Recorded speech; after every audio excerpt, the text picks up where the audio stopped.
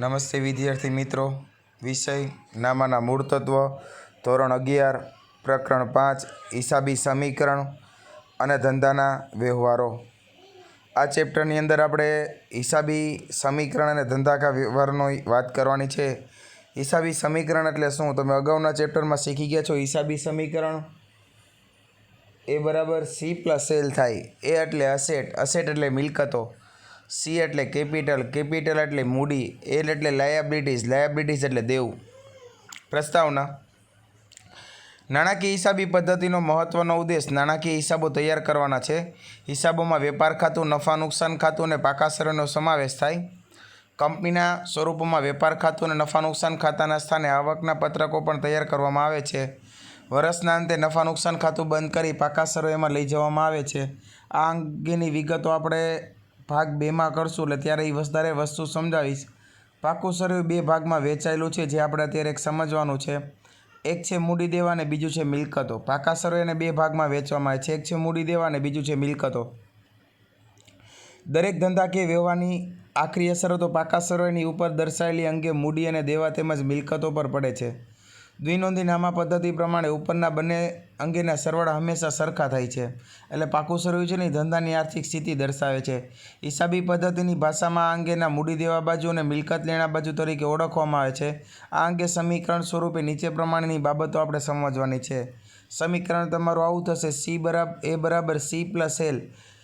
એ એટલે અસેટ એટલે મિલકતો, સી એટલે કેપિટલ એટલે મૂડી, એલ એટલે લાયબિલિટીઝ એટલે દેવું. ટૂંકમાં જેટલી તમારી મિલકતો છે એના બરાબર તમારી મૂડી અને દેવું થશે. દાખલા તરીકે હું તમને એક ઉદાહરણ માટે સમજૂતી માટે ખાલી કહું છું કે આપણી પાસે 20 લાખ રૂપિયાનું એક મકાન છે, તો મકાનની આપણી મિલકત થઈ, એટલે મિલકત બરાબર 20 લાખ થયા. હું એમ કહું કે 10 લાખ રૂપિયાની બેંકની લોન છે, તો એ દેવું થયું, તો 10 લાખ રૂપિયા મારી પોતાની અંગત મૂડી એમાં જોવા મળશે. ટૂંકમાં એ બરાબર સી પ્લસ એલ થાય. આ હિસાબી સમીકરણ રજૂ કરવાની અમેરિકન પદ્ધતિ છે. આ આધુનિક અભિગમ છે. પ્રણાલિકાગત અભિગમ વ્યક્તિગત ખાતા, માલ મિલકત ખાતા અને ઉપજ ખર્ચ ખાતાના નિયમોનો તમે અભ્યાસ કરી ગયા. વ્યક્તિગત ખાતાનો નિયમ હતો લાભ લેનાર ઉધાર ને લાભ આપનાર જમા. માલ મિલકતનો નિયમ હતો આવે તો ઉધાર ને જાય તો જમા. ઉપજ ખર્ચનો નિયમ છે ખર્ચ કે નુકસાન ખાતે ઉધાર તે ઉપજ કે લાભ ખાતે જમા. આ અભિગમમાં ઉપરના નિયમોને આધારે આમનોંધથી શરૂ કરીને છેલ્લે નાણાકીય હિસાબી તૈયાર કરવામાં આવે છે, અને જેમાં છેલ્લે પાકું સરવૈયું તૈયાર કરવામાં આવે છે. હિસાબી સમીકરણમાં વ્યવહારની સીધી અસર પાકા સરવૈયામાં પણ દર્શાવવામાં આવે છે. તો હવે હિસાબી સમીકરણ કેવી રીતે તૈયાર કરવા? આ સમીકરણને અભિગમ વ્યવહારની અસર સીધી રીતે મિલકતો અને મૂડી દેવા પર જોવા મળે છે. આ અગાઉ એક ખાતાના પ્રકાર અને નિયમોનો પણ તમે અભ્યાસ કર્યો. ત્યારબાદ તમે આમનોંધ કેવી રીતે લખાય તે અંગેની જાણકારી મેળવી લીધી. ઉપરના નિયમોને ધ્યાનમાં લઈને સમીકરણની એક પદ્ધતિનો અભ્યાસ કેવી રીતે કરવો એ આપણે અભ્યાસ કરવાનો છે. માલના લગતા વ્યવહાર હોય તો જેમાં માલની ખરીદી, વેચાણ, ખરીદ પરત અને વેચાણ પરત કે અન્ય રીતે ગયેલ માલનો સમાવેશ થાય. ઉપજ ખર્ચના વ્યવહાર હોય તો મળેલ ભાડું, મળેલ કમિશન, મળેલ દલાલી, મળેલ ડિવિડન્ડનો સમાવેશ થાય. ખર્ચમાં પગાર, મજૂરી, જાહેરાત ખર્ચ, વહીવટી ખર્ચ વગેરેનો સમાવેશ થાય છે. મિલકતો હોય તો એના ખરીદ વેચાણના વ્યવહારો પણ ઉદ્ભવે. નાણાં ઉછીના લીધા હોય, નાણાં ઉછીના પરત કર્યા હોય, આ બધી બાબતોની અસર અહીંયા એ બરાબર સી પ્લસ એલ ઉપર કેવી રીતે થાય એ આપણે સમજવાની છે. ફક્ત એમાં વધારો ને ઘટાડો હોય તો એક મિલકત વધે તો એક મિલકતમાં ઘટાડો થાય. એમાં વધારો થાય, સીમાં ઘટાડો થાય, એમાં વધારો થાય તો એલમાં ઘટાડો થાય, સીમાં વધારો થાય તો એલમાં ઘટાડો થાય. એ બાબતોનો આપણે હિસાબી સમીકરણનો અભ્યાસ એક ઉદાહરણ દ્વારા સમજીએ. સૌપ્રથમ પહેલાં તો વ્યવહારોની આપણે આમનોંધ સમજીએ, પછી સમીકરણ સમજશું. એટલે આમનોંધ પણ તમારે થોડીક પુનરાવર્તન થઈ જાય. ₹50,000 રોકડા લાવી ધંધો શરૂ કર્યો. અહીંયા વ્યક્તિ ₹50,000 રોકડા લાવી ધંધો શરૂ કરે છે, એટલે એની આમનોંધ થાય. રોકડ ખાતે ઉધાર તે મૂડી ખાતે જમા. એક બાજુ રોકડ વધે છે અને મૂડીમાં પણ શું થાય છે? વધારો. ₹10,000નું ફર્નિચર ખરીદ્યું. ફર્નિચર ખરીદ્યું એટલે ફર્નિચર ખાતે ઉધાર થશે અને રોકડ ખાતે જમા થશે, કારણ કે એ રોકડ વ્યવહાર છે એટલા માટે. ₹12,000નો માલ રોકડેથી ખરીદ્યો એટલે ખરીદ ખાતે ઉધાર થશે, રોકડ જાય છે, રોકડ ખાતે જમા થશે. ₹8,000નો માલ બ પાસેથી ખરીદ્યો, તો આ વ્યવહાર ઉધાર છે, માત્ર વ્યક્તિ કે પેઢીના નામનો જ ઉલ્લેખ છે. ખરીદ્યો, માલ ખરીદ્યો, ખરીદ ખાતે ઉધાર થશે અને તે બ ખાતે જમા થશે. ₹7,000નો માલ ₹10,000માં રોકડેથી વેચ્યો. માલ ₹7,000નો તો લીધો પડતર કિંમત હતી, ₹10,000માં વેચાણ કર્યું, રોકડેથી વેચ્યું. રોકડ આવે એટલે રોકડ ખાતે ઉધાર થશે ને વેચાણ ખાતે જમા થશે. 6000 મજૂરીના ચૂકવ્યા એટલે રોકડ જાય છે, રોકડ જમા થશે. શેના ચૂકવ્યા? તો કે મજૂરીના, એટલે મજૂરી ખાતે ઉધાર થશે ને રોકડ ખાતે જમા થશે. 1000 મજૂરી ચૂકવવાની બાકી છે એટલે મજૂરી ખાતે ઉધાર થશે ને ચૂકવવાના બાકી ખર્ચ કે મજૂરી ખાતે જમા થશે. હવે આપણે હિસાબી સમીકરણોમાં અસર સમજવાની છે. આના માટે તમને એક એક વ્યવહાર સમજાવતો જાઉં છું. જો પહેલો વ્યવહાર, 50,000 રોકડા લાવી ધંધો શરૂ કર્યો. રોકડ આવી એટલે એક બાજુ મિલકત વધી, રોકડ ખાતે 50,000. બીજું કોણ લઈ આવ્યું? તો કે માલિક લઈ આવ્યો એટલે મૂડી ખાતે 50,000. જવાબદારીમાં કાંઈ નથી. અહીંયા જેટલો મિલકતોનો ટોટલ હશે એટલો જ મૂડી અને દેવાનો ટોટલ થવો જોઈએ. હવે પછીનો વ્યવહાર, ફર્નિચર ખરીદ્યું તો એક બાજુ રોકડ જાય છે ને મિલકતમાં શું થાય છે? વધારો, એટલે બે અસર મિલકતમાં જ આવશે. જો આપણી પાસે રોકડા 50,000 હતા એ આગળ ખેંચવાના, એટલે રોકડ 50,000 છે, ફર્નિચરની ખરીદી કરી એટલે 10,000 ફર્નિચરના બાદ કરે, રોકડ 40,000 થઈ ગઈ. ફર્નિચર ખરીદ્યું મિલકતમાં લખ્યું 10 એટલે મિલકત 50ની 50, મૂડી 50. દેવામાં કોઈ વધારો ઘટાડો નથી. કેવી રીતે થાય છે? ફરીથી કહું છું. જો 50,000 રોકડા લાવી ધંધો શરૂ કર્યો એટલે રોકડ મિલકતમાં 50,000 લખ્યા, મૂડીમાં 50,000 લખ્યા. બીજો વ્યવહાર છે ફર્નિચર ખરીદ્યું 10,000નું, તો રોકડમાંથી 10,000 બાદ કરવા પડે એટલે રોકડ વધી 40,000, મિલકતમાં ફર્નિચર 10,000નું લખ્યું, મૂડી 50,000. ત્રીજો વ્યવહાર, માલ ખરીદ્યો 12,000નો. હવે મારી પાસે રોકડા કેટલા પડ્યા? તો 40,000. તો 40,000માંથી પહેલાં 12,000 રોકડ ખરીદીને બાદ કરું એટલે 28,000 આવ્યા. ફર્નિચર 10,000નું 10,000 એમને ને સ્ટોક 12,000નો, સામે મૂડી 50,000. જો મિલકતોને મૂડી અને દેવાનો ટોટલ સરખો થવો જોઈએ. હવે આપણે ફરી પાછી માલની ખરીદી કરી પણ એ બ પાસેથી ખરીદી કરી એટલે રોકડા કેટલા હતા આગળ જુઓ તો કે 28,000 એમને એમ, સ્ટોક 12,000નો તો 8,000ની ખરીદી કરી એટલે સ્ટોક 20,000 ને ફર્નિચર 10,000, મૂડી 50ની 50 એમને એમ, દેવું 8,000. હવે તમે જુઓ મિલકતોનો ટોટલ જોશો ને તો 58,000 આવશે, મૂડીનો ટોટલ 50,000, દેવાનો ટોટલ 8,000. અહીંયા તમારું હિસાબી સમીકરણ લાગુ પડી ગયું. C બરાબર A બરાબર C પ્લસ L.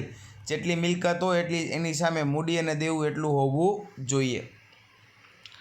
હવે તમે 7,000નો માલ 10,000માં વેચો એટલે રોકડ આપણી પાસે 10,000 આવી, 28,000 હતા એમાં 10,000 આવ્યા એટલે 38,000. 7,000નો માલ હતો એટલે માલ 20,000નો તો એમાંથી 7,000 બાદ ગયો એટલે 13,000 વધ્યા. ફર્નિચર 10ના 10 એમને, મૂડી 50,000ની હતી, સામે તમે નફો થયો 3,000નો નફો ઉમેરશો એટલે 53,000 આવ્યા, દેવું 8,000 એમને છે, 61,000 ટોટલ. પછી મજૂરીના ચૂકવ્યા. હવે 38,000 મારી પાસે રોકડા હતા એમાંથી મેં મજૂરીના 6,000 ચૂકવ્યા એટલે 38માંથી 6,000 બાદ કરું એટલે 32,000 આવશે. સ્ટોક 13,000નો એમને એમ, ફર્નિચર એમને એમ 55,000, મૂડી 53 હતી એમાંથી મજૂરીના ચૂકવા એટલે મારી મિલકત એટલી ઘટે, રોકડ જાય એટલે મજૂરી 6,000 બાદ કર્યા, 47,000, દેવું 8,000 એમને. મજૂરી ચૂકવવાની બાકી છે. આ રોકડ એમને 32,000, સ્ટોક એમને 13,000, ફર્નિચર એમને 10,000 એટલે 55,000 થઈ ગયા. મજૂરી ચૂકવવાની બાકી એટલે ભવિષ્યમાં તો ચૂકવવી પડશે 1,000 એટલે મૂડીમાંથી 1,000 બાદ કર્યા, 46,000 આવ્યા, દેવામાં 1,000 ઉમેર્યા, 9,000. 46 ને 9 55,000. પછી જો કમિશનના 4,000 રોકડા મળ્યા, કમિશનના 4,000 રોકડા મળ્યા, રોકડ આવે, રોકડ ઉધાર ને કમિશન જમા. ડિવિડન્ડના 9,000 મળવાના બાકી છે, ડિવિડન્ડ મળવાનું બાકી છે એટલે મળવાનું બાકી ડિવિડન્ડ ઉધાર અને તે ડિવિડન્ડ ખાતે જમા 9,000. 8,000નું યંત્ર ખરીદ્યું, યંત્ર ખાતે ઉધાર અને રોકડ ખાતે જમા. 25,000ની જમીન રાધા પાસેથી ખરીદી તો આ ઉધાર વ્યવહાર, જમીન ખાતે ઉધાર ને રાધા ખાતે જમા 25,000. 20,000ની બેંક લોન લીધી અને રોકડા ઉપાડ્યા, બેંકમાંથી લોન લીધી ને રોકડા ઉપાડ્યા એટલે રોકડ આવે, રોકડ ઉધાર, બેંક લોન ખાતે જમા 20,000. હવે આપણે ઉદાહરણ દ્વારા સમજીએ. જો આગળ મારી પાસે રોકડા 32,000 હતા, કમિશન 4,000 મળ્યું એટલે 32માં 4 ઉમેર્યા, 36,000 આવ્યા. સ્ટોક એમને 13,000, ફર્નિચર એમને 10,000, 59,000 થઈ ગયા. મૂડી મારી પાસે 46,000 હતી એમાં કમિશન 4,000 ઉમેર્યું એટલે 50,000 ને દેવું 9,000 થઈ ગયું. જેટલી મિલકતોનો ટોટલ એટલો મૂડી અને દેવાનો ટોટલ. હવે ડિવિડન્ડ મળવાનું શું છે બાકી એટલે મારી આવક કહેવાય અને મિલકત તરીકે ગણાય. રોકડ 36,000, સ્ટોક 13,000, ફર્નિચર 10,000, ડિવિડન્ડ મળવાનું બાકી 9,000 એટલે 68,000 થયા. મૂડી 46,000 હતી, એમાં કમિશન અને ડિવિડન્ડ લખ્યા છે 4,000 ને 9,000 એટલે 59,000, સામે દેવું 9,000નું એમને. હવે આપણે યંત્ર ખરીદ્યું તો મિલકતમાંથી મારે એટલા શું, રોકડમાંથી એટલા શું બાદ કરવા પડશે? 8,000. રોકડ 36,000માંથી જો 8,000 યંત્રના બાદ કર્યા. સ્ટોક એમને એમ, ફર્નિચર એમને એમ, ડિવિડન્ડ એમને એમ ને યંત્ર. ટૂંકમાં નવી વસ્તુ ઉમેરતું જવાનું, જે ચૂકવા છે, ખર્ચ કર્યો છે, ખરીદી કરી છે એ બાદ કરતું જવાનું.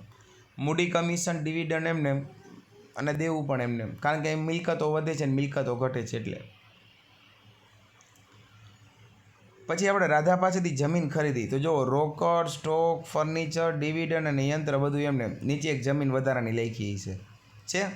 મૂડી, કમિશન, ડિવિડન્ડ એમને દેવામાં 2 હતા, એક બ પાસે દેવું, એક મજૂરીના દેવા અને એક રાધા ખાતે હશે છે. 34 ને 59,000નો ટોટલ કરો એટલે 93,000 રૂપિયા આવે. લોન લીધી 20,000ની, તો રોકડા 28,000 જો આપણી પાસે હતા, લોન લીધી 20,000ની એટલે 28માં 20,000 ઉમેરો 48,000 આવ્યા. સ્ટોક, ફર્નિચર, ડિવિડન્ડ, યંત્ર, જમીન એમને, મૂડી, કમિશન, ડિવિડન્ડ એમને 3 દેવું હતું, બ મજૂરીના બાકી દેવા અને રાધાની લોન. હવે બેંકની લોન લખી છે 20,000.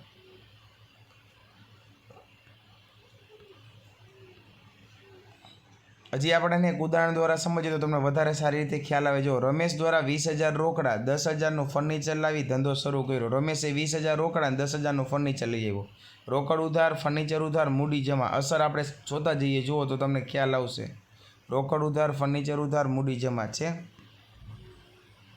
પછી બેંકમાં ખાતું ખોલાવ્યું. બેંક ખાતે ઉધાર તે રોકડ ખાતે જમા 5,000 5,000. રાજેશને પાસેથી માલ ખરીદ્યો એટલે ખરીદ ખાતે ઉધાર તે રાજેશ ખાતે જમા. રોકડથી ખરીદી કરી, ખરીદ ખાતે ઉધાર તે રોકડ ખાતે જમા 6,000. રમણને માલ વેચ્યો, હવે ઉધાર વ્યવહાર છે તો રમણ ખાતે ઉધાર તે વેચાણ ખાતે જમા 9,000. વ્યવહાર માટે તમે બુકમાં જોઈ શકશો. રોકડેથી માલ વેચ્યો, રોકડ ખાતે ઉધાર 6,000 તે વેચાણ ખાતે જમા 6,000.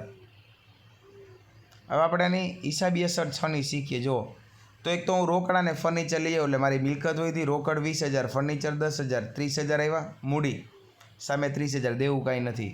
બેંકમાં ભર્યા 5,000 તો 20,000માંથી 5,000 બાદ કરે એટલે 15,000 આવ્યા. બેંક સિલક 5,000, ફર્નિચર 10,000 ના 10,000 એમને, મૂડી 30,000, દેવું કાંઈ છે નહીં. પછી છે માલની ખરીદી કરી 8,000ની, શાક પર લીધો. રોકડ એમને એમ, બેંક સિલક એમને એમ, ફર્નિચર એમને એમ. ખરીદી કરી એટલે સ્ટોક ખાતે 8,000, મૂડી એમને એમ, સામે દેવામાં રાજેશ ખાતે લખ્યો છે 8,000. 6,000ની ખરીદી કરી, રોકડમાંથી ખરીદીના બાદ કર્યા, સ્ટોકમાં ખરીદી ઉમેરી, બેંક સિલક એમને એમ, ફર્નિચર એમને એમ, સામે મૂડી અને દેવું એમને એમ. પછી છે વેચાણ કિંમત 5,000 રૂપિયાવાળો માલ 9,000માં વેચો. રોકડ 9,000ની 9,000 એમને એમ. સ્ટોક 14,000માંથી 5,000 બાદ કર્યો 9,000. ઉધાર માલ વેચાણ કર્યું રમણ ખાતે એટલે રમણ મિલકત તરીકે 9,000 મારો લેણદાર દેવાદાર ગણાશે. બેંક સિલક અને ફર્નિચર એમને એમ. મૂડી 30,000 એમને એમ, નફો 4,000 એમને એમ. રોકડેથી માલ વેચો 6,000નો, માલ હતો 3,000નો એટલે રોકડ 9,000 હતી, એમાં 6,000 પ્લસ કર્યા 15,000. સ્ટોક 9,000નો હતો, એમાંથી 3,000 બાદ કર્યા એટલે 6,000 એ આવશે. લેણું એટલે દેવાદાર એમને એમ, બેંક સિલક એમને એમ, ફર્નિચર એમને એમ. મૂડીમાંથી નફો ઉમેરો અને રાજેશ ખાતે દેવા ખાતે એમને એમ. પછી રાજેશે માલ પરત કર્યો તો રાજેશ ખાતે ઉધાર તે ખરીદ પરત ખાતે જમા. રમણે માલ પરત કર્યો તો કે વેચાણ પરત ખાતે ઉધાર તે રમણ ખાતે જમા. આગથી નુકસાન થયું, માલ આગમાં બળી ગયો તો કે આગથી નુકસાન ખાતે ઉધાર તે ખરીદ ખાતે જમા. પગારના ચૂકવ્યા તો કે પગાર ખાતે ઉધાર તે રોકડ ખાતે જમા. હવે આપણાની હિસાબી અસર આપી જો તો કે અહીંયા માલ ખરીદ પરત થયો, રાજેશે આપણને માલ પાછો આપણે મોકલ્યો રાજેશને. રોકડ સિલક આગળ 15,000 એમને એમ, સ્ટોક 6,000 હતો, એમાંથી 1,000નો માલ આપણે પરત કર્યો એટલે 1,000 બાદ કર્યા 5,000 આવ્યા. મૂડી 37,000 એમને એમ, રાજેશમાંથી 1,000 ખરીદ પરત બાદ કર્યું. લેણું દેવાદાર એમને એમ, બેંક સિલક એમને એમ ને ફર્નિચર એમને એમ. પછીના વ્યવહારમાં વેચેલો માલ પાછો આવે છે એટલે સ્ટોકમાં વધારો થશે અને દેવાદારમાં ઘટાડો, એટલે બે અસર મિલકતમાં આવશે. મૂડી અને દેવું એમને એમ રહેશે. રોકડ 15,000ની 15,000 એમને એમ, સ્ટોક 5,000નો હતો, એમાં 2,000નો માલ પરત આવ્યો, વેચાણ માલ પરત આવ્યો એટલે માલ પરતમાં ઉમેર્યું, દેવાદારમાંથી 2000 બાદ કરશું, બેંક સિલક અને ફર્નિચર એમનેમ, મૂડી અને દેવું એમનેમ. મૂડી અને દેવાનું ટોટલ કરશું એટલે 44000 થશે. પછી માલ બળી ગયો, નુકસાન થયું, રોકડ એમને માલ 7000 નો 1000 રૂપિયા નુકસાન થયું, બાદ કર્યું 6000 આવ્યા.